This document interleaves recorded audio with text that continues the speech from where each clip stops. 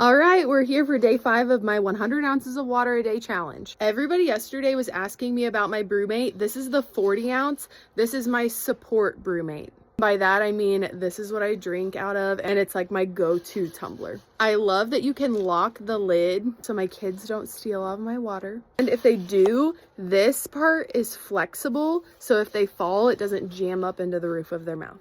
I am currently 72 ounces in, and I have 40 in here that I'll finish by the time I go to bed. So many of you have been saying that you're joining me in the challenge, so drop below how many ounces you've had today. And if you have any drink packet recipes, drop those too. And cheers for tomorrow, day 6.